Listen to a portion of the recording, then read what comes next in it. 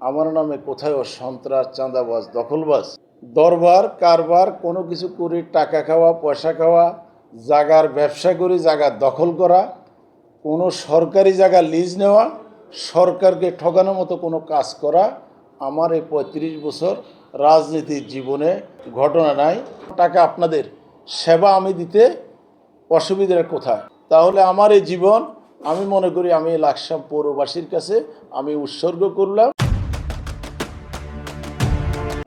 আপনারা জানেন আমি দীর্ঘ ৩৫ বছর রাজনীতির সামাজিকতার সাথে আমি জড়িত ছিলাম এবং এই লাকসাম পৌরসভার সকল নাগরিকের সাথে আমার সাথে একটি সুসম্পর্ক আছে। আপনারা জানেন আমার এখন উদীয়মান বয়স।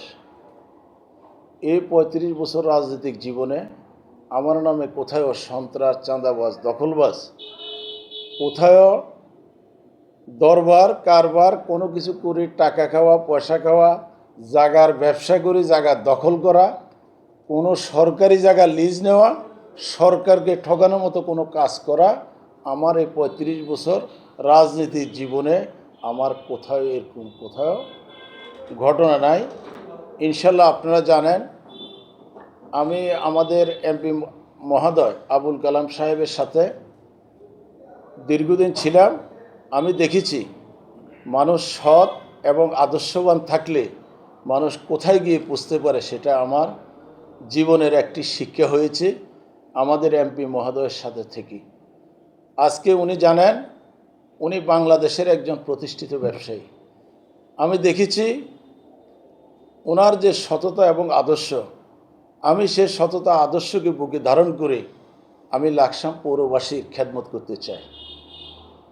এই খেদমত করতে গিয়ে আপনারা যারা সাংবাদিক ভাইয়েরা, আমি আজকে যেভাবে আপনাদের সামনে সাক্ষাৎকার দিচ্ছি, আগামী দিনেও যদি আল্লাহ আমাদের দল থেকে যদি নমিনেশন দেয়, আমি যদি কামিয়াব হই, আমি যদি বিজয় অর্জন করতে পারি, সেম কথাটি আমার থাকবে।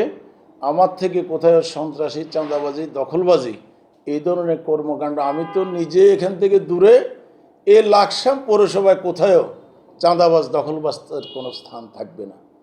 কারণ আমি এই জনপদের প্রত্যেকটা লোক, প্রত্যেকটা পরিবারকে আমি চিনি। এই লাকসাম পরিবারের, লাকসাম পৌরসভার প্রত্যেকটা পরিবারকে আমি চিনি। চিনার সুবাদে আমার জন্য কাজ করা অত্যন্ত সহজ। কারণ আমি তৃণমূল পর্যায়ে রাজনীতি করেছি, সামাজিকতা করেছি। এ করতে যেয়ে আমি প্রত্যেকটা পরিবারের সাথে আমি অঙ্গভাবে জড়িত। তাহলে এই পরিবারগুলি যদি আমি ঠিক রাখতে পারি, আমার মনে হয় এই লাকসাম পৌরসভা আগামী দিনে একটি আধুনিক পৌরসভায় রূপান্তরিত করা সম্ভব। আরেকটি কথা বলতে চাই, আপনারা জানেন আমি এই দক্ষিণ কুমিল্লার সর্বোচ্চ মামলার আসামি হয়েছি আমাদের দল থেকে। সর্বোচ্চ জেলে জুলুম শিকার হয়েছি, জেলে ছিলাম। সকল জায়গায় আমি আমার রাজনৈতিক যে কর্মকাণ্ড, সেখানেও আমার একটি আদর্শ রয়েছে। আমার ছাত্রদল, যুবদল, স্বেচ্ছাসেবক দল, এমন কোনো দলের কোনো নেতৃবৃন্দরা বলতে পারবে না আমি গত 17 বছর এই দল থেকে 1 ঘন্টার জন্য আমি কোথাও আমার অব্যাহতি ছিল। তারপর দিয়েও আমি ছাত্রদল, যুবদল যারা আছে আমাদের এই দলের, যারা মামলা হামলা শিকার হয়েছে, আমি নিজেও যেরকম তাদের পাশে ছিলাম, আমি তাদের পাশে থাকার জন্য আমাদের এমপি মহোদয়ের বিশাল সহযোগিতা নিয়ে, আপনারা জানেন লাকসামের এই সন্ত্রাস, চাঁদাবাজি যে জনপদ ছিল, এই জনপদে আমাদের লাকসামে মনোরগঞ্জে 4,500 লোক এখানে মামলার আসামি হয়েছে। এই 4,500 লোকেরাই গত 17 বছর এখানে পরিচালনা করা, তাদের সকল কিছু ঠিক রাখা অত্যন্ত কষ্টকর ছিল। এই কষ্টকর থেকেও আমি দলের কাছাকাছি থাকার কারণে সেটা আমি সকলের জন্য করা সম্ভব হয়েছে।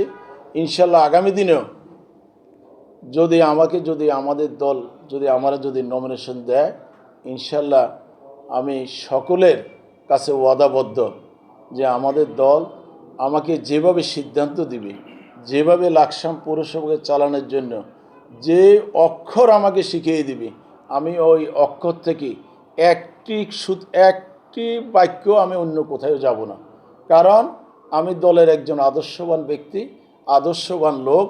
আপনারা জানেন আমাকে দল সাংগঠনিক সম্পাদক দায়িত্ব দিয়েছে। এটা অত্যন্ত গুরুত্বপূর্ণ দায়িত্ব।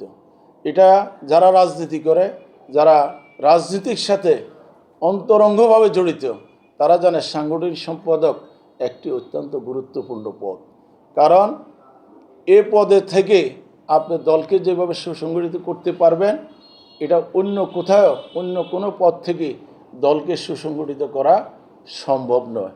তার আলোকে আমি জানি এই লাকসাম পৌরসভায় 60 থেকে 61,000 আমাদের ভোটার রয়েছে। এখনও পর্যন্ত নির্ধারিত হয় নাই, আমার মনে হয় 62-63,000 ভোটার থাকতে পারে।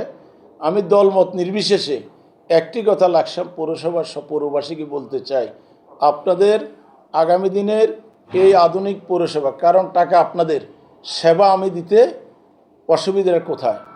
আপনার মানে এখানে ট্যাক্স দিচ্ছেন, আমি আপনার পানি দিতে সমস্যা কোথায়? একটু সদিচ্ছার অভাব। কারণ ওই যে আমি একটি কথা বলেছি, আমার চাওয়ার কিছু নাই, হারাবারও কিছু নাই। তাহলে আমার এই জীবন আমি মনে করি আমি লাকসাম পৌরবাসীর কাছে আমি উৎসর্গ করলাম। আমাকে যখন যে প্রান্তে আপনারা কাজে লাগাতে চান, ইনশাল্লাহ আমি সাথে সাথে আপনাদের ধার গোড়ায় আপনার বাড়িতে, আপনার বাসা বাড়িতে আমি যাওয়ার জন্য আমি প্রস্তুত আছি। আপনি নিজে যদি পরিষ্কার থাকেন, তাহলে আপনি অন্যকে পরিষ্কার রাখতে আপনার সমস্যা কোথায়? কেন আমাদের পৌরসভা পর্যাপ্ত পরিমাণ অর্থ আছে, জনবল আছে, সেখানে পরিষ্কার রাখতে হলে আমাদের মতো ইয়ং বয়সের লোকেরা যখন এই পৌরসভার দায়িত্ব নেবে, দেখবেন আমার শরীরটা যেভাবে পরিষ্কার, এই লাকসাম পৌরসভা এরকম এইভাবে পরিষ্কার থাকবে। এই যে ময়লার কথাটা বলছেন, ময়লার যে ব্যবস্থাপনা করতে হলে আপনার নিজে যখন আপনার বাসা বাড়ি দেখলে আপনি বোঝা যাবে যে আপনি কতটুকু পরিষ্কার, তাহলে আপনি কতটুকু পাবলিককে সেবা দিতে পারবেন। ইনশাল্লাহ আমি মনে করি আপনারা যদি, যারা এই পৌরবাসী যদি আমাকে সহযোগিতা করে, আমি ময়লা কেন, এই পৌরসভা আমি একটি কথা বলেছি যে সারা বাংলাদেশের যে পৌরসভার চেয়ে সর্বোচ্চ এবং আধুনিক পৌরসভা কিন্তু লাকসাম পরিণত হবে ইনশাল্লাহ। আপনারা ইতিমধ্যে দেখেছেন এই লাকসাম নওয়াব পয়জননেসা লাকসামবাসীর একটি গৌরব।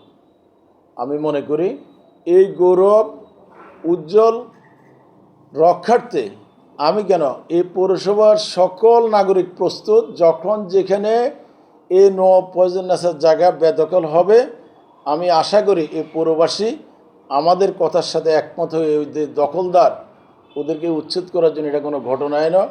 ইতিমধ্যে আপনারা মানে জানতে পেরেছেন, দেখছেন, আমাদেরকে বলা মাত্র আমি নওয়াব পয়জননেসার একটি গেট ছিল, আমি আমার এমপি মহোদয় বলার সাথে সাথে আরেকটি গেট সাথে সাথে খুলে দেওয়া হয়েছে।